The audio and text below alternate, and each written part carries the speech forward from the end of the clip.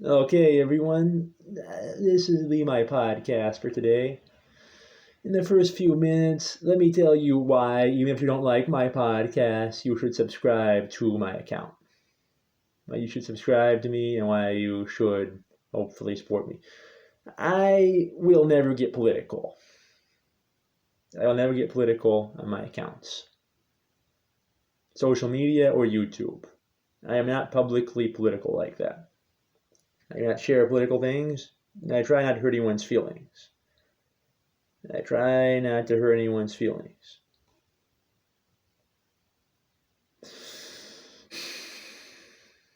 But I still talk about important things, like community colleges, and autism awareness, and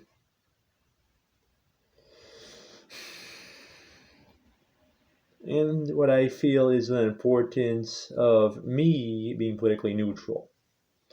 For instance, I'm sure you have seen community college accounts.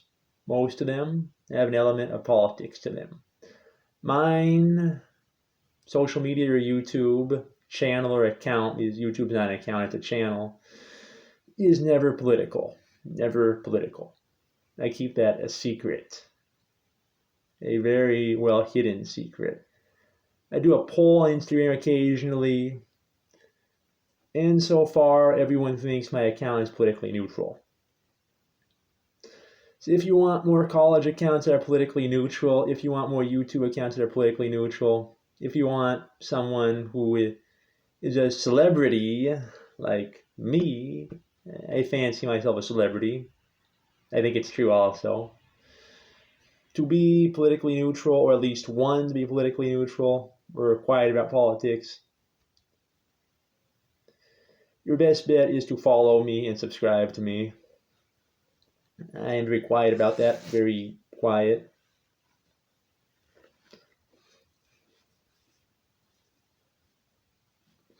Not all public.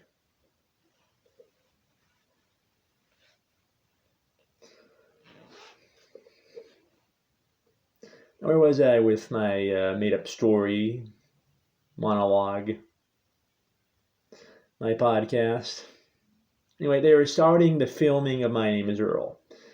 There was Awkafina, there was Danny Glover, there was me, and there was Larry David. And there was Saroise Ronan. Her name, Saroise, Saroise.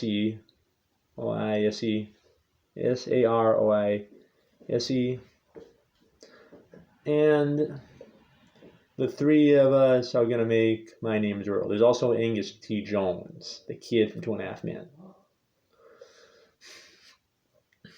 They had all met, to give you a recap, they all met up. They all decided to start filming My Name is Earl. And it would be an interesting setup. It's kind of like and I shouldn't say like too many times. Or it will be similar to that episode of Joe Rogan where Joe Rogan said, you keep saying like, my is going to explode.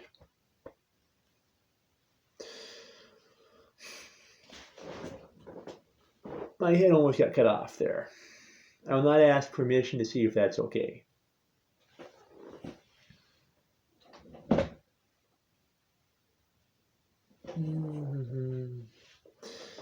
They all started filming. Larry David felt indebted to my character because in this made-up story, Larry David punched him in the face.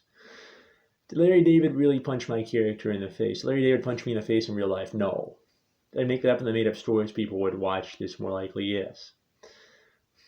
It's like that book they wrote about that guy where he did one thing and he was a famous guy. He did it in the made-up story. Think of this as like fan fiction for celebrities. If you're a fan of any of those people, keep watching. And I sat down. I was like this. I don't know Larry David. Interstory. I don't know Larry David. Things may not go that well. We have all these people. But he's like, Alex, I'm indebted to you. If this does not go well, I still owe you some money. I hope things go well for you. David had an air to wisdom to him. He was making a face, and I was sitting down. This is going to be in first break of story. This story is in first person. I am not roasting anyone right now. In first person, I am telling the story from a first person perspective, and I was sitting down. How did My Name is Earl begin? Well, how it began was the Earl guy started to say who he was. He started to sell. He started to steal things. He did not start to sell things or do steal things. He started to steal things. Then at one point, he got a lottery ticket for $100,000. He did not steal that, but when he got it, he got hit by a car. So he was incapable of cashing it in that well. Prior to having gotten that, he had been in a marriage with a wife who had 2 kids. He had married a wife who was 6 months pregnant with a kid that came out to be named Dodge because they thought the biological father's last location of being seen was in a Dodge car. Later in the series, they'd find out that the biological father of Dodge was Earl. And there was Earl Jr., whose biological father was Darnell. That was being said in the room as Larry David and me were deciding how to come up with the series. We decided Awkafina would appear in the first few episodes, and that I would appear in all of them because I'd be Earl. And that, yes, it would be a combination of Seinfeld, 2.5 Men, and the My Name is Earl. Yes, see, we like the morality of My Name is Earl. We figure that's going to get some markets. It's going to be a show with very little poor language. We want there to be like some morality involved, a little bit of preaching involved, and also some lack of morality involved. There'd be a moral in the episode, but it would still be funny. And 2.5 Men, as the characters discussed, and Seinfeld were both very financially successful shows. I sat down, my character began to say the made-up story. It's true. Seinfeld is considered, out of comedy, the most lucrative 30 minutes in television history, the most lucrative 30 minutes, and 2.5 Men would be the most lucrative 22 minutes. Because the episodes with Charlie Sheen in them are hard to find on TV if you're not about FFX. Larry David went and he said, "True, Alex, true that. 2.5 Men is a hard series to get to." And Awkafina came in. Break of story. I am not going to do a high-pitched voice to indicate I'm a woman. I'm just going to say it like my normal voice would say. I don't do impressions in this series. I don't want people to get offended and think I'm making fun of them. So I'm just going to sit down and I'm going to describe what Awkafina says. Awkafina came in. Awkafina said, "Why don't I get a full-time role in this?"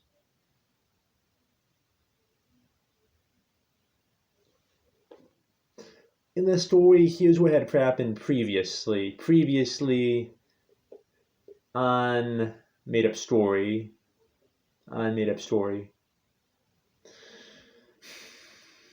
Alex, I had an affair with Awkafina's sister.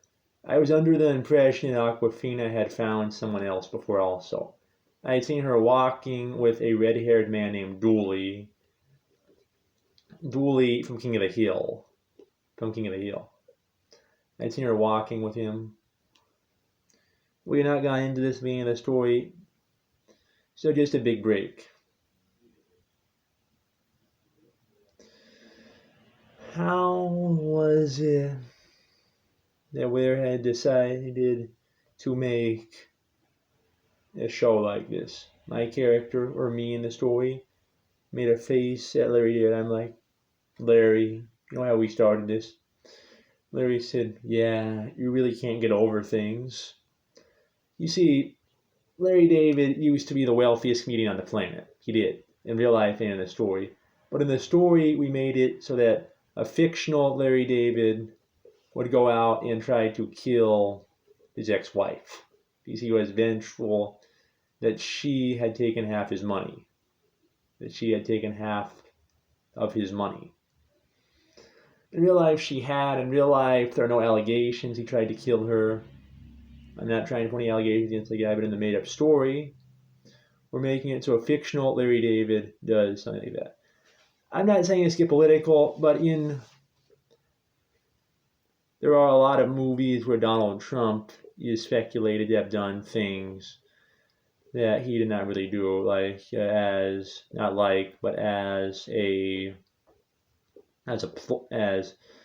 parody of real life. This is like that, but of Larry David. Larry David was fed up, so he and Bob Saget attempted to kill their ex-wives. Bill Murray had called up police people to Alabama or to South Carolina, where he was hiding out, trying to avoid Bob Saget, and he called them up so they would catch Bob Saget and Larry David in the act, Bill Murray. Then I sat down in the made-up story, the previous version of it. I was Larry David's accountant. I was his accountant. Yeah, I was.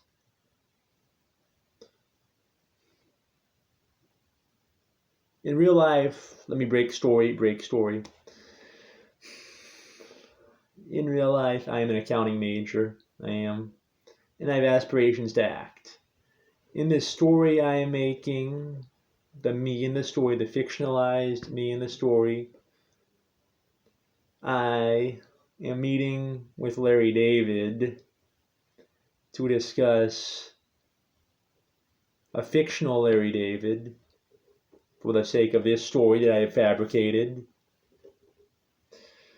Because he wants someone to go out there and to kill Bill Murray, because he knows Bill Murray might snitch on them. So Larry David sends me to South Carolina.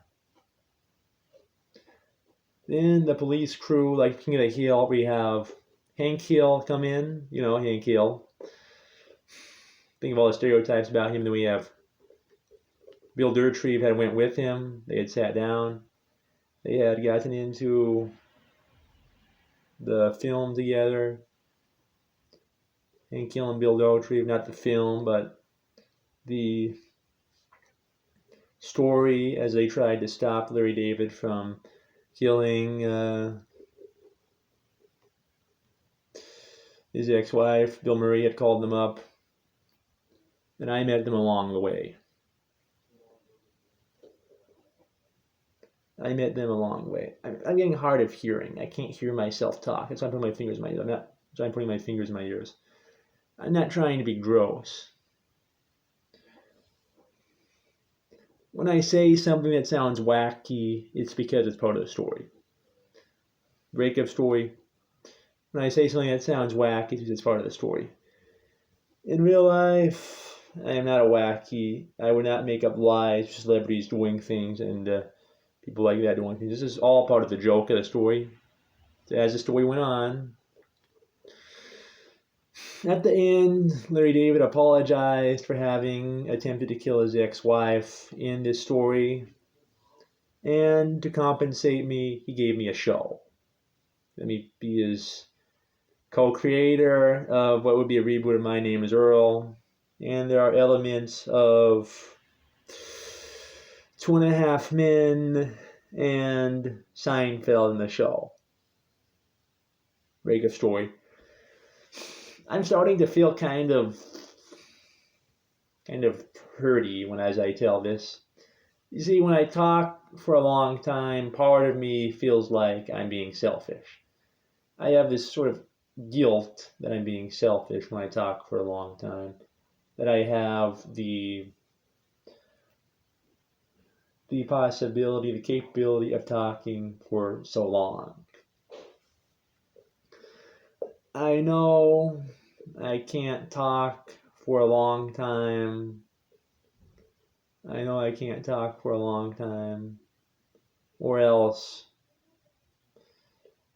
I end up causing other people not to have a chance to talk. But this is not a class discussion. This is a YouTube video of me making up a story of cartoon characters and celebrities who I have the fictional versions of to make situations where I end up getting a TV show. So yeah, in addition to the punch in the face to Larry David, also did all that. Now I'm sitting down. Now we're doing My Name is Earl. Awkafina said, Alex, you shouldn't have slept with my sister when you were in a relationship with me already. And I said to Awkafina, in the made-up story, this is in the made-up story, gosh, Aqua, I know I can't do that. I was under the impression that Larry David was having you spy on me. And then Awkafina moved over to me and said, you still should have asked me first. Larry David said, Alex, you did not need any baiting to do that. You were going to sleep with her sister anyway. And I sat down and I'm like,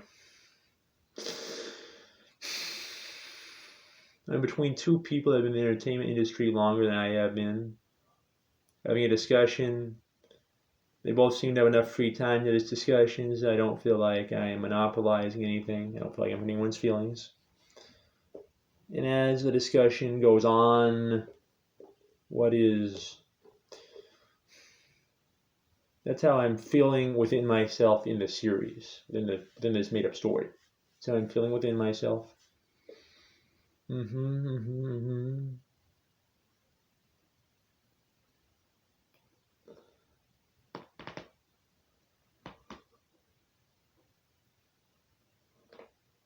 In real life and in the made-up story, I start to crack my neck a little bit. I start to crack my neck. I start to crack out my back also. Because I feel tense both in real life and in this made-up story where I have fictionalized celebrities to want to talk to me. Breakup story. Do you really think Awkafina or Larry David want to talk to me in real life? Of course they wouldn't. This is all a made-up story. I feel a need to remind you again, so that way you know that. Going on to the story. In the story, I begin to feel guilt. I feel guilt for having slept with Awkafina's sister when I was in a relationship with her. Larry David doesn't really help because he kind of led me to feel that I needed to sleep with her sister or that I needed to ditch Awkafina. And I started to feel like he's starting to put blame on me, he's starting to put guilt within me, when he knows that he kind of was responsible for it also. He was responsible for my distrust of Awkafina. Having an inner monologue in the story. Then we decide to go to dinner together. Then enters Danny Glover, the guy who we'd have in because he's a black guy. He's here to play Darnell. He figured it was a great casting decision. The guy's black. The guy can be funny. Great decision for him to play Darnell. Breakup story. Of course, none of those three people would speak to me in real life. I'm not that special in real life. I'm just coming up with a story so that way people want to watch. Continuing story. We all decide to go to a restaurant together. Angus T. Jones then jumps in. He says, in the story, Angus T. Jones jumps in. He says, I feel there should be more morality to this story. I feel that karma is not explicit enough. We also should talk about how society should be nicer to people through a more direct lens. Larry David sat down and went, Angus, we are not going to make this any more religious than just karma, said Larry David. That's the only religious point that's going to happen in here. Angus T. Jones continued to harp on Larry David. Then Danny Glover and Awkafina both walked away. I walked away. Then in the made-up story, there's just Angus T. Jones haranguing Larry David for the sake of a story. For the sake of a story. Time out of podcast.